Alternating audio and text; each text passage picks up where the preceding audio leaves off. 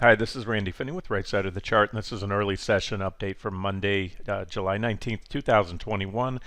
Wanted to get a video out there because things are starting to move. And most importantly, we had those sell signals last week that I mentioned, and I talked about earnings coming up and how the markets could grind around. But then I always say you got to be on standby, you got to be ready. You never know when sell signals or buy signals will come. Sometimes they come when you least expect them. All I can tell you right now is they're pretty solid. So, I've learned over the years there are times where I'll factor things in, like I said, such as earnings and volatility, but take a buy or a sell signal on face value. Because if you second guess everything, um, you bring in a lot of emotions and subjectivity into trading. So these trend lines, as I said, were very clean. And what I'm referring to here, the primary trend line, we're on the daily chart of QQQ. That is a very well-defined, clean trend line. And then when you factor in everything else I've been talking about for months, extreme overbought conditions, big divergences building and all that, this could be proved to be one of the best shorting entries on the market in a long time if it plays out. So that's it. I just wanted to say that sell signals, you can see on the daily chart. We had that intraday break, and then Friday was very clear. That's what you want to see. That's what I want to see in a breakdown or a breakout. I want to see impulsive on a bearish breakdown, impulsive selling. Just like on a breakout, you want to see impulsive buying, and that's what we got. And then follow through today. So anything's possible. Could we stick save? We're only down 1.37%. It's big compared to where we've been lately because volatility was compressed. But I talk about this often from low volatility in these little small daily grinds up. That's where you get the big moves, the sharp moves, especially on the downside. So wanted to point that out and just say, by the charts, by all technical metrics, this is a sell signal, particularly on QQQ all day long. And when we look at the 60-minute charts, that was the same trend line we've been highlighting now for weeks, and there it was. We broke down Thursday, we back tested Friday. The breakdown itself wasn't too impulsive, but what was impulsive is the rejection. Sometimes you break down and that's it, and then you just drop from there. And then sometimes you'll go on and back test, and then what I like to see is an impulsive rejection, because you can back test for a while. Sometimes you can even snap back above the line, but it's usually that impulsive rejection, and so far that's what we had. So I gave you this additional, I called it a support level. I was not even really worth mentioning as a first target. You can call it, same with the Qs or the Nasdaq 100. It's decent. From last week's back test, it's about a 1.7% drop. If you trade futures, you're an active trader, you're leveraged up, that's a pretty decent trade for you. But as I said, I favor more downside. So whether the odds for reaction were elevated there or not, which they were, we've gone through it now, and that's your next objective short entry. So that's what I mentioned this morning. Targets right there, and I think I mentioned the last week, I favor a move at minimum down here to 330. 342, 40-ish right there. So I do see more downside in the coming days to weeks. So that's that. That would be another a little better than 3% from where we're at now, and from the sell signal or the back test. Either way, they're about the same, 5% drop. And again, minimum target. There's potential for a lot more. We still have earnings coming up. Let me reiterate. We have the big market-leading FANG stocks coming up. And talk quite a bit about that, how Apple and a lot of those big tech companies have a history of running up into earnings, kind of a buy the rumor, sell the news. They're going to announce, it's almost a certainty, they're going to announce a blowout quarter, record earnings, record profits, blah, blah, blah. And that's been the MO for quite a while now. And then even then, a lot of times the market will sell off. So let's just talk about the charts, and that's it. Sell signal, whether it sticks or not, whether earnings season foils it, we'll see. Time will tell. Let's look at SPY real quick, and then we'll look at the Nasdaq 100 futures and the S&P 500 futures. Here's SPY, SPY, the S&P 500 tracking ETF. There was our 60-minute uptrend line. It broke down there, back test, rolled over, and it's certainly starting to be impulsive. I always say you typically get more bang for your buck trading the Nasdaq 100. It's more concentrated. You only have 100 stocks. It's more highly weighted. It's 50% tech. Tech tends to move up more in a rally, percentage-wise, and also fall more in a correction. However, there is, I think certainly a trade to be made. I'm just marking up levels as I'm talking to you here. Potential targets for SPY right there. You can see more downside based on this chart. One thing I'd like to see is a little more downside to get this PPO signal line, the white line down below this level here. I have it about 0.44, and it tends to define uptrend. I'm looking at the white line, the second of the two, or the last of the two to cross. And when it's above, the trend is bullish. So if we can get some more downside, clearly put that down below here, well, we will be in, we'll have change to a bearish trend on this one particular trend indicator, the signal line on the PPO. But price-wise, like I said, it's falling. Now, the rest of the video, I'm going to go hit the futures real quick, and then I'm going to go over what I like right now, what I'm bullish on, and what I'm bearish on. So, it's all about navigating the markets, asset allocation, diversification. Don't put all your eggs in one basket. So I'll go over a few trade ideas, long and short. Here's IWM, a 60-minute chart. When we step back here, you can even look at the daily chart. You can see there's just a, excuse me, hit the pause button by mistake. A lot of trades in this range right here. It's not, the bottom of the range isn't super well defined. We have a reaction low there, one there, one there. We might even be able to trend line it up a little bit, like not like that. Erase that and give me this line tool here. Maybe somewhat like that. Yeah, there you go. That's pretty good. We have 1, 2, 3, 4, 5 reactions. We stayed there. Now we broke down, and then and you can see I don't know if you can make them out. A lot of volume at price histogram bars here, and then it gets really thin. So this is consolidation. This would be bullish, solid breakout above. This would be bearish. We already broke that trend line there. So as and if we continue to fall, it gets thinner and thinner and thinner. Here's what I'm talking about. You probably can't see those volume price histogram bars, but here they are. It's a lot like I talked about AMC lately and how all the apes were trapped, the majority of them. This means you can see these big volume at price histogram bars. This is the volume at each price. It tells over the last, over the last year or so here, the vast majority of people that bought the small caps bought them here up at this level. So when you start going down here, you have a tremendous amount of people underwater. That means stops are going to be hit. People are going to feel the pain and pull the plug, and you could see a pretty good drop in IWM. So that's what it looks like on the daily chart. Now let's look at the futures, then we'll get to the other trade ideas that I have for you. That's not what I wanted to hit right now. I want to just go over, we were on the small caps, so there it is. Okay, here's a great sign if you're short. So last week we had some divergences, and we even had them right here, right? Positive or bullish divergences. And you get a little bounce off it, but right back into resistance. These are the same numbers I've had on this chart for the last couple of weeks here. 2207 was resist. It was a target actually on the downside. I give you a sell signal here, went down, hit the first target right here, bounce, hit the second target, bounce, hit the third target, bounce. And each target is support on the way down, and support once broken becomes resistance. So what happened here, this is what I call a change of character.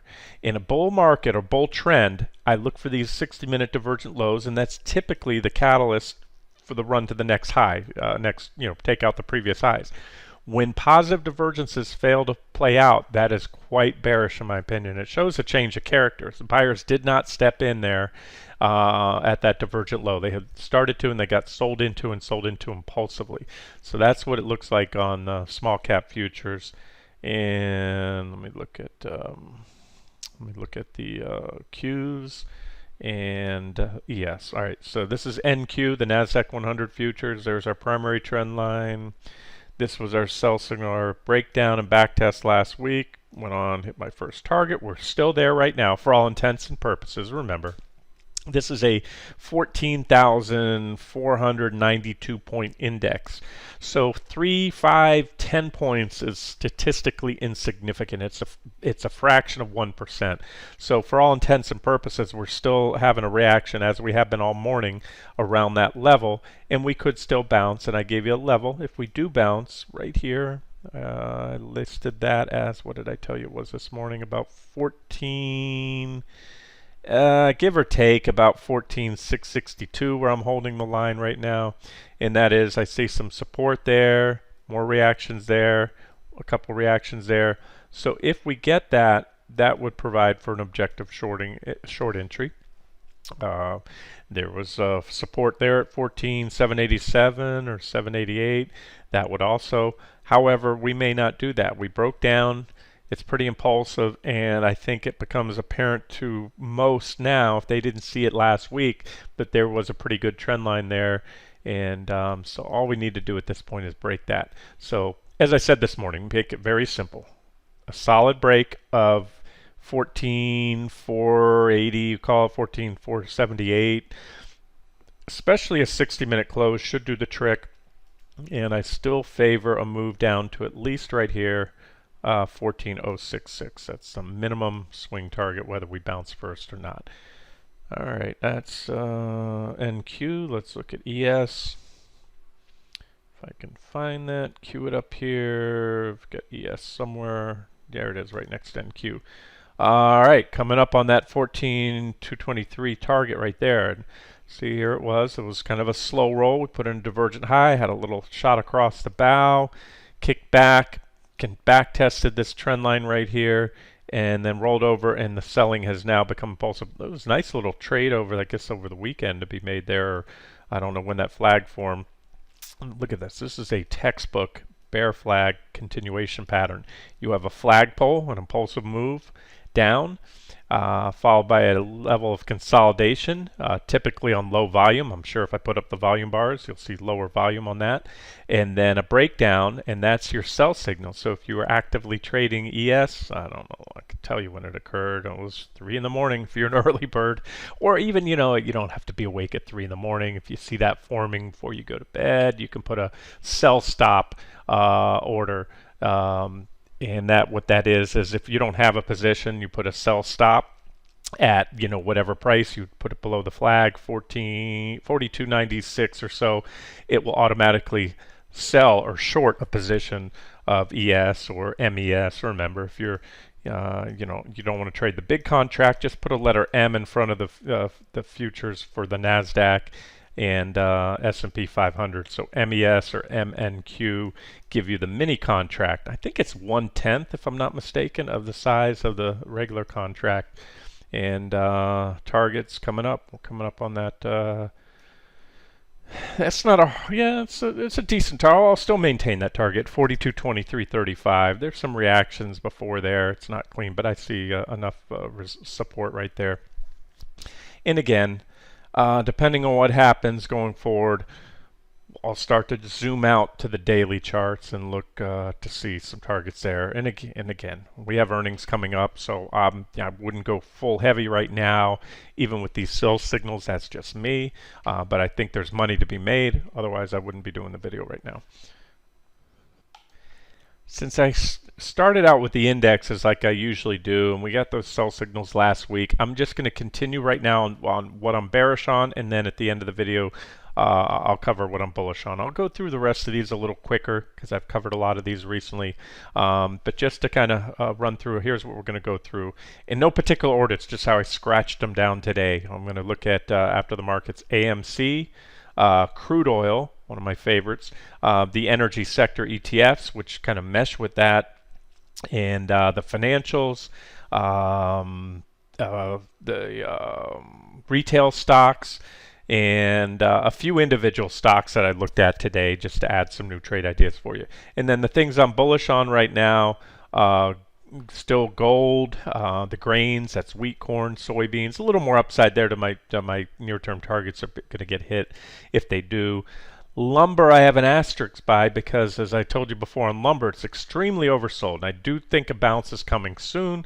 It's in free fall, but the one thing about that, I'd said at the time, what could foil that would be a breakdown in the market. So if the stock market starts to sell off, because when that happens, that pretty much indicates a shift in the expectations for future economic growth. So what you see when the stock market drops, usually things like crude oil and lumber, because if the stock market's correcting or you're in a bear market, you can almost be assured that the housing market will be going down as well. They are hand in hand. Consumer confidence, stock market and housing are your two number one things that drive that, and they tend to ebb and flow together. Okay, here's AMC. This is a daily chart. It's a little bit busy. There's a lot of old lines, old levels from back here, but I'm just going to point out what's pretty significant, where I think this one's going at minimum in the coming days to weeks, and that's this $20 level right here. You had a big major reaction low back there, huge gap. That's very technically significant. Major reaction high right there, and so I think 20 is a magnet, and it's at 32 already. So the stock's been chopped in half and then some since the top. It's at my trend line support. Remember, this trend line was a target here. Here it is on the 60-minute chart. I had 33.13 and the trend line just below it, so they both had a reaction. We hit my 33.13 target last week, bounced, expected a little bounce, and then boom, right back down, and now at trend line support.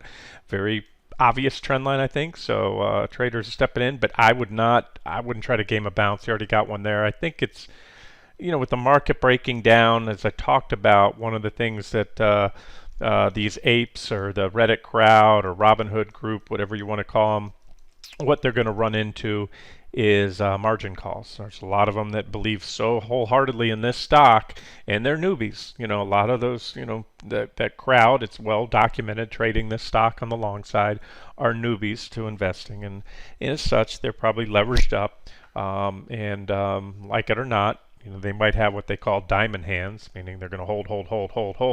But guess what? If your broker says otherwise, if they issue a margin call, either you sell the stock or we'll sell it for you. That's what they do. So anyway, so if you get hit with margin calls, that's going to take it down. I showed you $20 on the daily chart.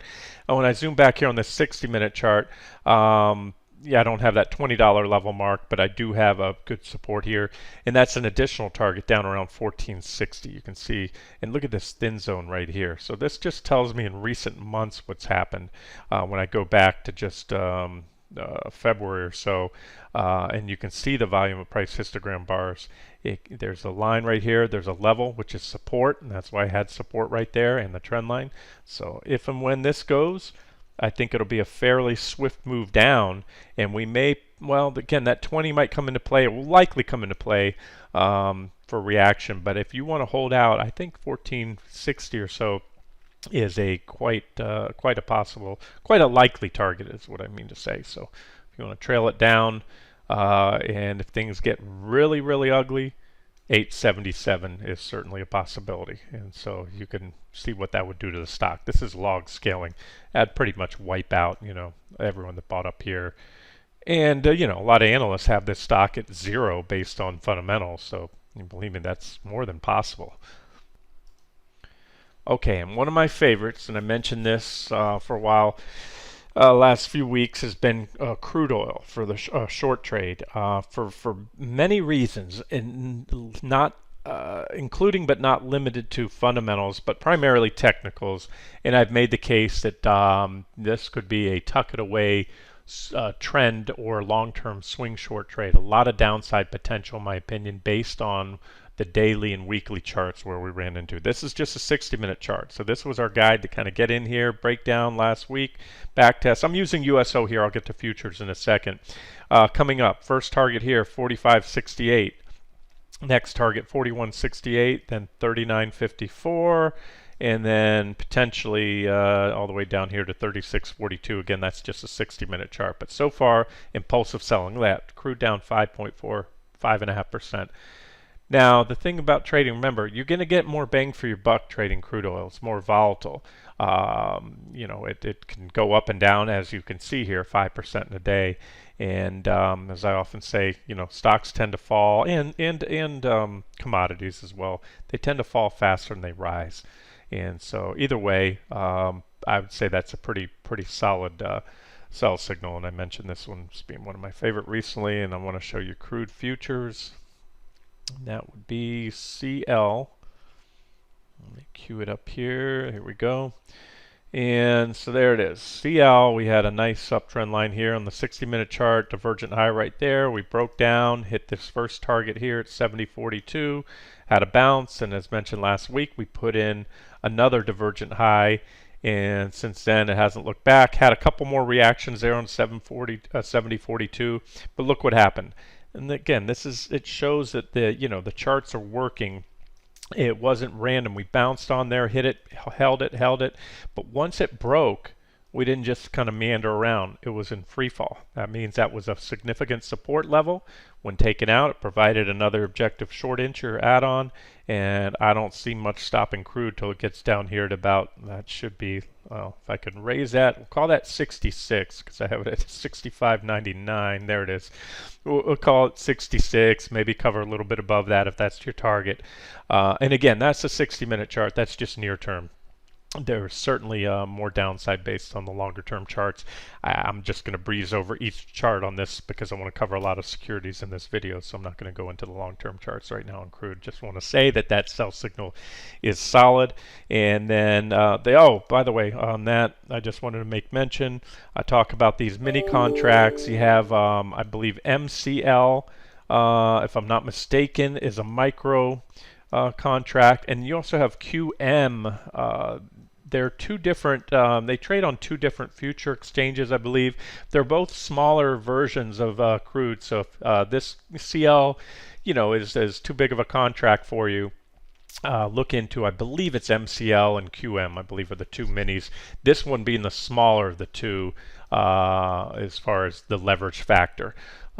But again, I believe they both trade off the same technical levels on these charts, so you can use these levels that I'm giving you here and just trade a smaller contract if you want to diversify, or depending on your account size. Okay, and to be bearish on crude is to be bearish on the energy sector. There's XLE. Strip away all the other lines. Just look at what I'm highlighting here. A beautiful bearish rising wedge pattern up to long term. This was long term resistance. We overshot it briefly. That was about 50, what is that? 55, 53.60. Negative divergence. Everything I like to see. And break down and stair stepping lower. Hit that first target of 51. Bounce there. Just took out that $47 target support right on it closely. There's it's more of a support zone here from about 45.30 to 47.06, but again, whether there's going to be more downside, we'll probably, I think we'll see some buyers step in here. I would not be shorting this right now. Like I said, crude is not too far off that next target I just showed you, and we have pretty good support here on XLE, again from about 45.30 up to about 47, and so not a bad time to book some profits if you're an active trader, or just lower stops if you're going to let it run and hold out for additional downside. And that's XLE. The other ones are XOP. You always get more bang for your buck trading these guys here. This is XLE is big oil. XOP, you do have a few big oil companies in there like ExxonMobil, Chevron, Texaco, but they're at a smaller weighting, much smaller weighting. Those guys, those two I just mentioned, make up, I think it's over half of XLE, but on XOP they're a smaller component, and you can see this one tends to fall a little more and rise a little more. Same story, negative divergence. Next target down here, if it can't snap back today and close on or above this 80.35 target, would be they're two levels close together, about 72.70 or so. Call it about 72.73 for that next target down there. And then XES, next target 47.75. It's well below this 55.44 support. This one is probably, it is the most volatile of all of them. So you're going to trade XLE, XOP, or XES. You tend to get more bang for your buck with XES because they're smaller companies, higher growth rate, and they tend to rise more in a bull run and fall more in a correction. And today they're down 5.82%. All right, so that's bearish sector. And again, getting close to targets, so that's more of an update on those than a hey, I would short it here kind of thing. XRT Retail, told you this one has, I think, a lot of downside potential. Clearly now below that uptrend line, the secondary uptrend line, and this primary uptrend line right here that I have had. So there's that sell signal. And this one does have a lot of meat on the bone, and I think it's still objective. You could have shorted last week. You can short today. The train, I don't believe, has left the station, down only 1.46% today. And again, I went over this in detail recently. Making the case for that, especially with some of the individual retail stocks. And then there's the ETF that an inverse short ETF called EMTY, as in empty, as in the stores are empty. It's called the Death of Retail or Decline of Retail Store ETF. One of my favorite trend trades, not leveraged, so you're not going to have the decay that you do with some of the leverage ETFs. So that one, and again, I've given you levels, 17, 16, first target, or really resistance. And if it breaks out, that would be, breaking out of this consolidation range right here, or basing pattern, if you will, for this ETN, inverse ETN. And I've listed potential targets for you already in the other videos. And of course, well, in bearish, you can look at of course, if you're bearish on the markets, that's to be bullish on the VIX. So this is really a short bet or a bearish bet, and of course VXX is one of the ones I like to follow, and that one's up 11, almost 12% today. First target 42.33, and then 63.18. But I really have to zero those targets in with the chart of the VIX itself. I just want to throw that out there as a potential bearish trade. And then a couple individual ones that I haven't shared with you lately that I've been watching. Klein, CLNE, that's actually Clean Energy, CLNE. And it just broke this 744 support, good support level. You can see all the reactions back here, all these reactions here, broke down. Barring a stick save, meaning we rally up today or even tomorrow and close back on or above that line, that is a sell signal. And the thing is, the potential on this one's huge. I'm going to give you one potential target somewhere right here. Yeah, that's a target. The buyers may step in there, and that's about $5. But look at that, we're at 737 now. A fall to $5 would be a nice short trade. That would be about a 31+% gain, and ultimately we could fall back down here to about 335. That's about a 53% drop in CLNE. So like anything, you don't get married to it. You put your stops in line with what your target or targets are. That's certainly an aggressive one. But it meshes with the, it's in the oil and gas, refining and marketing sector, although clean energy fuels, you got to look into what they do. I'm not familiar with their business model. Something green, most likely. Another one, NIO. This one's an auto manufacturer. We had a nice clean uptrend line here that was just broken recently. And you can see some support levels marked, 33.77. But I think ultimately it can work its way down here to that 20.87 level, and that would be a pretty decent drop. I moved that line by mistake. Let me just put that line back right there and give you those targets. 33.77, again, unadjusted targets. That's all I'm doing now. It allows me to get out a lot more trades. The old trades, the official ones I used to call them, I'd do an adjustment and say, if I was targeting 33.77, I might cover my position at 33.81 because the buyers will often step in early and I don't want to miss a fill. And then if I'm targeting the next target here at 20.87, my buy to cover order would be at 21.94. 6, let's say, somewhere in there, 21.93. Depends on the security, how tight I want to get. All right, so those are a couple more trade ideas. And now real quickly, since there's not a lot of bullish trade ideas, let me cover those. And first would be gold. I've been persistently long-term bullish on gold, but also actively micromanaging even the long-term position, if that makes any sense. Trend trading, swing trading, being bullish up into these highs, getting bearish, sidestepping, getting out of those. focusing on this buy zone here. We had a couple pullbacks to the top of the zone, then these two at the bottom of the zone, which that was my solid support level. That was only moderate support. That was a re-entry for long-term positions. Then we had a correction, and again, it was highlighted here on the pullback to the top of the zone, and still bullish on this. It's not an all-in kind of trade. It's just I'm trying to micromanage a longer term position, but then also cover this as a more of an active trade, in and out, long, short. And I want to show you the futures real quick, GC.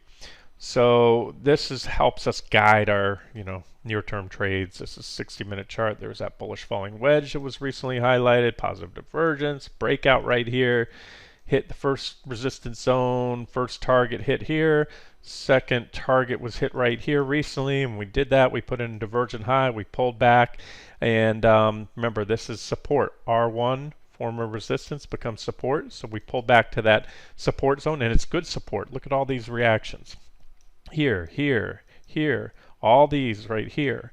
Of course, this one we just got, all these reactions back here. So that's a pretty darn good support level. And that was an objective long entry right there on gold. Still is, better if you could have bought here, but I do believe we will continue up to my next target there at T3.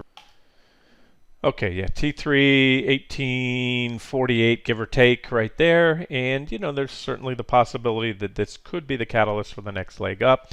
In line with my near-term and longer-term bullish outlook on gold is my both near-term and longer-term bearish outlook on the US dollar. The dollar broke the 60-minute uptrend line, bearish rising wedge recently. It back tested, it pushed on to make a marginal new high, and all that did is extend the divergence that was already in place and setting the stage for we'll drop to the same targets I was holding out for before, 91,696, 91,373, and quite likely any of these. Even if we just have this near-term pullback in the dollar, that should be bullish for gold and take us up to my third target level. And then the inverse of the dollar is pretty much the euro. This is E7 Euro Futures. Highlighted this divergent low we had here, a little breakout back test, and just like the dollar extended the divergences on the 60-minute time frame, that's all the euro did here by putting in this marginal new low. Still divergent low, and still looking like the euro is going to rally. This is also, you can put it in the bullish trade ideas if you trade euro futures, or the ETF you can trade, or ETN is FXE. Remember, when you're trading FXE, you're trading a currency, and the dollar is UUP for the long dollar, or UDN for the short dollar. Those are non-leveraged dollar. They do have, I think, a 2-time leveraged dollar ETN, but what I'm getting at here is the dollar and the euro, they don't move up and down much in a day. A percent move is a pretty big move. So what you can do there is you buy a larger position, just like I call beta adjusted position sizing. The higher the volatility or beta on a stock or any ETF, the lower position size I'll use. Natural gas, that thing can go up 5, 10, 12% in a day. So I don't take as big a position in natural gas as I would on treasury bonds. But on this, you can overweight those positions. Again, if you're going to trade or use the futures, they're already leveraged. If you trade futures, you know that. And lumber. I am not giving up on lumber. I definitely would have exceeded most people's stop allowances, but lumber is extremely oversold. And this is a daily chart here. I've been focused on the 30-minute chart mostly recently, but you have a major reaction high here back, was that in spring of 2019. You went up here, you had a reaction low here, reaction high, some gaps. And so there's a support level, give or take, around right about where we are, 554, 555, whatever. And so far, a nice potential reversal stick. Let's watch today's action in the dollar. Let me zoom in real tight. This is a daily chart on the futures. And so if we can get a bullish engulfing candle, what that means is the body of this candle from Friday needs to be engulfed by the body of today's candle. So if we can close up above that body of that candle today, put a big green candle in here, And I often say for sell signals, the redder the better. Well, let's just say for a buy signal, the greener the meaner. I'm going to coin that term. So if we can get a big green candle, and again, the greener the meaner, that would be a potential bottoming stick. That's called a bullish engulfing candlestick. We don't have it yet, so it's just something I'm looking at. There's a bullish engulfing. That's what they look like right there. And that didn't turn out to be a trend reversal, big but, bearish engulfing candles. Oh, there's a great example right here. This is a bearish engulfing candle right there. Beautiful bearish engulfing. Wiped out that whole candle easily, even took out the body of that candle. To use these as reversal sticks, you want to see them come at the end of a prolonged uptrend or downtrend. So therefore, you wouldn't have been looking out for a trend reversal here, because we were still really in a bull market that at that point could have been chalked up as nothing more than just a correction. This is a prolonged downtrend. We're extremely overbought. So this is where you want to look for a bullish engulfing, and that of course was the end of the bull run. And that's where you want to start looking, look for a bearish engulfing candle. And then the other thing is you like to see follow-up. One more example while we're on this real, actual chart. There was a bearish engulfing, but what happened the next day? You had a green stick, green, green, green. It's going to increase the odds. Now, you can go long on a bullish engulfing candle, but you're going to put the odds in your favor if you have follow-up with additional, at least one, and the more the better, green candles afterwards. In other words, if we put in a bullish engulfing candle today, but then have a red candle tomorrow and another red candle, really kind of negates the signal. So that's one thing I'll be looking for. We go down to the shorter term chart. Now I might have to go to 60-minute chart, see if those levels are still marked on there. No, they're not, but those are the same targets. You can see here. Let me just put a line here for you, and then we'll move on. T1 is right around here, roughly. T2 is up here. Let's just focus on T1 now, since it's such a big move. That would be a 53% gain to that first target, about 840 right there. And other than that, there's a little more, at least I believe, a little more upside on my the grains. That's wheat. Wheat most recently put in this divergent low, went up. Remember, these targets have kind of been revised. This was T1. I've had different ones. I added this additional target last week. It was hit. We pulled back to it right now. So there's an objective long entry on the pullback there. There's also an uptrend line here. And this is T2, which is my final near-term swing target. So, for an active trader, that's probably where you want to book profits, or at the very least, tighten up stops if you're going to let it run. And corn, let me give you corn. I don't have the futures marked up. Let me just look at the ETNs for you ETN traders. You have WEAT. Again, the catalyst, the most important thing for longer-term investors, or even a swing trader, was a pullback to the trend line here on the daily chart. But I did give you some targets here on the 60-minute chart. $7 would be comparable to that final target I have for a swing trader on the wheat futures I just looked at. So a little more upside. In other words, we're getting close to an area. Expect a reaction, and maybe even the end of this bounce. At least, we could get a pullback, and I might revisit this, but very little upside. So at this point, I would not be buying wheat. I'd be looking to take profits on wheat, or at least raise stops, and if you're going to let it ride. And that's it. I don't think I marked up on the 60-minute chart of corn. Oh yeah, I do have some levels there. I don't have any nearby levels, but I would probably be $21 if you're looking for a near-term target on wheat. About 21. I'm sorry, on corn, the ETN. And if it continues up, there's pretty good, decent resistance there, about 22. Okay, that's a long video, but it's chock full of trade ideas, and we're ending this video about where we started it, with the markets at that support on NQ. And that's my primary focus. I'm watching all the indexes, but NQ, like I said, right on that 14,479, we'll call it 14,480 first target, and we're right there right now. So That's a reaction. A reaction is either a bounce or a consolidation on a level, and you can see since we hit it earlier this morning, we've been trading there all day. So that's certainly a reaction. And again, I gave you levels if you're interested in shorting a bounce if we get one. And if we don't bounce, then you want to see pretty much a breakthrough. I think taking out today's lows should do the trick, about 14,446. All right, we'll wrap it up here. This has been Randy Finney with Right Side of the Chart. Have a great day.